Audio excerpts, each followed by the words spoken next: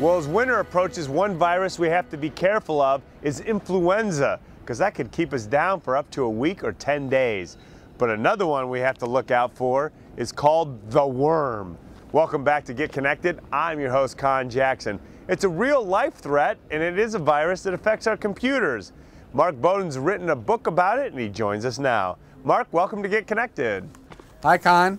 Well, Mark, first and foremost, this is a real life story. There really is the worm. How did you go about researching it? Well, you know, if you listen to my earliest interviews, you'd laugh because I have to stop the people I'm talking to every sentence to ask them what they're talking about. Well, this is about as close as you can get in a fiction. It's not fiction, Con. It's a real story. This actually happened. The Conficker botnet is very real. It's still out there. Wow, that makes it even better. But when did you decide, Mark, not only when you discovered the worm, but wow, this could be a great book?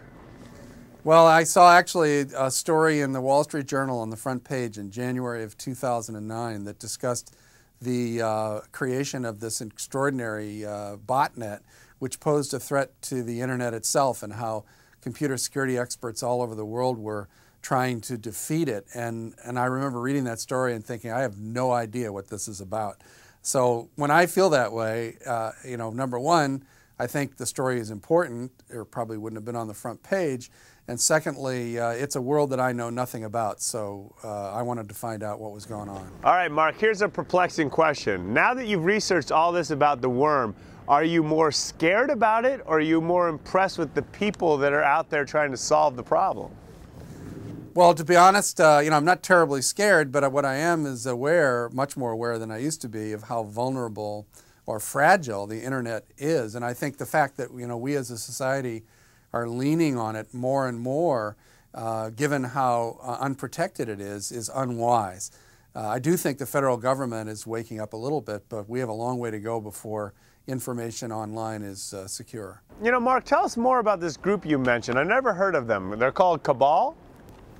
The Cabal is an ad hoc group of volunteer computer researchers, folks from SRI International and Microsoft and the big AV industries, security guys from large telecommunications companies who are really concerned about their infrastructure.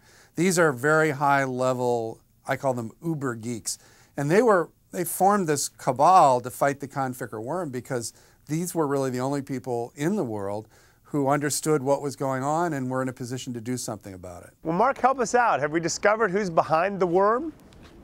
We've not. There are suspicions that the people behind it are working out of the Ukraine. We do know that they have a level of sophistication, both with, you know, programming, encryption, functioning of the internet, that rivals the most sophisticated experts in the world. You know, Mark, in your research, have you discovered where they got started and how they got their training?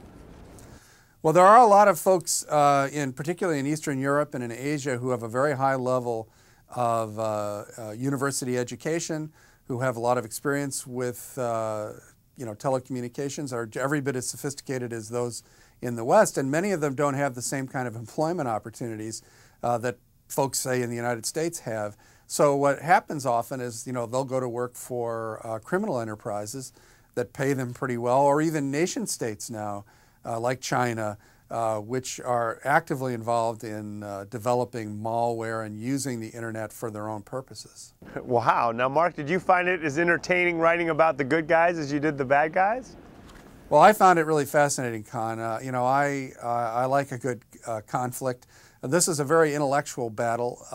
You know, the folks fighting it are working at a very high level of computer programming and the internet. So for me, it was all an opportunity to sort of learn in a context that was really quite dramatic, with moves and counter moves and very, very high stakes.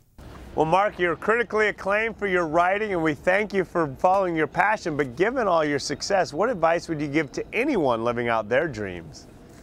Well, you know, I always tell my students and young writers to be working on the most ambitious thing they've ever done. And if you do that, you'll continue to get better and you'll grow. And, you know, that's the most you can do, is the best you can do. Well, first and foremost, Mark, we're glad you're doing your best, because you always leave behind such great works to read. Thanks for joining us. Thank you, Con. My pleasure. Well, make sure you stay protected from the worm, you stay healthy so you don't get influenza, and when we come back, we're going to show you how to stay up and trendy with fashion, because we're here in Milan, home to the fashion houses of Armani, Valentino, Gucci, Prada, and so many more when we come back on Get Connected. Thank you so much for watching. Are you tired of negative news? We are. And that's why we're creating a movement. By keeping it real. With what you need to know. It's more than what's happening. It's bringing hope back to our lives. So go to contv.com and join our movement.